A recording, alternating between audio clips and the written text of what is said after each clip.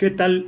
Muy buenos días, chicos y chicas que constituyen el equipo número 3, el equipo número 3 y que tiene como encargo de investigación eh, la migración y el refugio de los centroamericanos en México. Eh, Empiezo distinguiendo que no es lo mismo migración y sobre todo migración en tránsito, que es la tradicional, era la tradicional en los centroamericanos. La migración en tránsito o transmigración, pues era su paso por México, no les interesaba quedarse en México. Buscaban llegar a los Estados Unidos y entonces transitaban, traspasaban México, por eso es transmigración o migración en tránsito para llegar a los Estados Unidos. Pero ya desde algunos años, desde la llegada de Trump a la presidencia de los Estados Unidos, pues ya hay muchos centroamericanos, cada vez más, que ya no pretenden pasar por México para llegar a los Estados Unidos, sino quedarse en México. Y se quedan en México apelando a la figura jurídica del refugio, que no es lo mismo que el asilo. El asilo político es el que pide a alguien que cree que su vida está en peligro por sus ideas políticas, por sus prácticas políticas, y entonces va y pide asilo político a una embajada. No, los centroamericanos no están en esa condición, están pidiendo refugio, ¿sí? Entonces hay unos que sí están de paso, pero hay otros, un número creciente, que quiere quedarse en México y solicita refugio en México. Bueno, ese es el fenómeno que ustedes van a investigar. A ver, hay dos preguntas básicas, dos preguntas fundamentales. Una primera pregunta, en realidad no es una pregunta, es un paquete de preguntas que tienen como propósito describir, retratar, dibujar el fenómeno de la migración y del refugio. Y como se trata de describirlo, entonces lo que buscamos son cifras, datos cuantitativos. ¿Cuántos centroamericanos y centroamericanas entran a México cada año? En lo posible hasta el año pasado, el antepasado. ¿Cuántos vienen de esos que llegan? ¿Cuántos son guatemaltecos? ¿Cuántos salvadoreños? ¿Cuántos nicaragüenses? ¿Cuántos hondureños? De todos esos, ¿cuántos son mujeres? ¿Cuántos son hombres?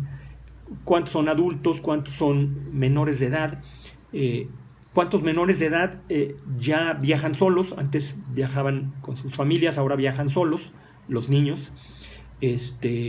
Todos esos datos que lo que hacen es simplemente, bueno, de qué países vienen, sobre todo, primordialmente. Y cuando llegan a los Estados Unidos, los que quieren llegar y pueden llegar, ¿a qué lugares buscan llegar? ¿A qué estados o a qué ciudades de los Estados Unidos pretenden llegar? Todo eso son datos cuantitativos, cifras para retratar, para describir el fenómeno. Ese es, digamos, el primer paquete de preguntas que hay que responder. Y luego hay un segundo paquete de preguntas que no pretenden describir, sino explicar. Bueno, eso que describimos, eso que retratamos, eso que dibujamos, esos datos que encontramos, ¿por qué? ¿Por qué ocurren? ¿Por qué eso que describimos ocurre? Son las preguntas explicativas. ¿Por qué? ¿Sí? Las causas y las consecuencias. ¿Qué provoca esto que acabamos de describir?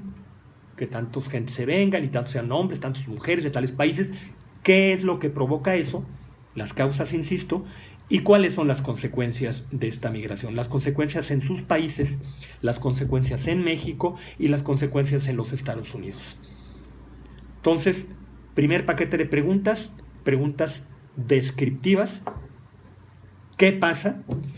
Segundo paquete de preguntas explicativas. ¿Por qué pasa? Las causas y qué consecuencias tiene. ¿Sí? Eso es básicamente el trabajo.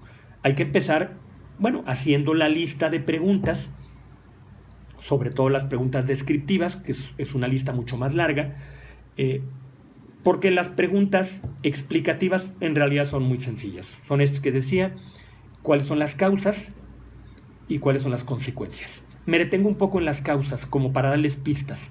Las van a encontrar ustedes. Pero las causas son de muchos tipos. Hay causas estrictamente económicas, gente que se sale de El Salvador o de Honduras o de Guatemala o de Nicaragua y llega a México para quedarse aquí o porque se quiere ir a los Estados Unidos por razones económicas. Esa es una causa económica. Pero también hay otras causas. La violencia. Honduras, El Salvador son países extraordinariamente violentos.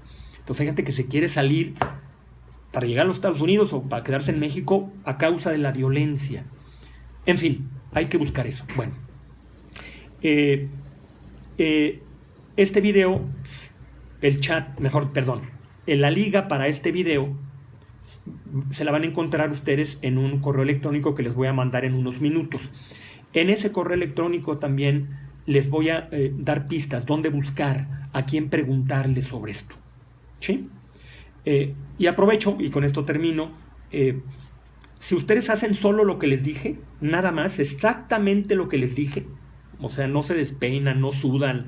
El profesor nos dijo que esto y hasta ahí llegamos. Oye, hay que ser tantito más. No. El profesor nos dijo que hasta aquí. Bueno, si ustedes hacen hasta aquí, única y exclusivamente lo que yo les pedí, tienen seguro el 8.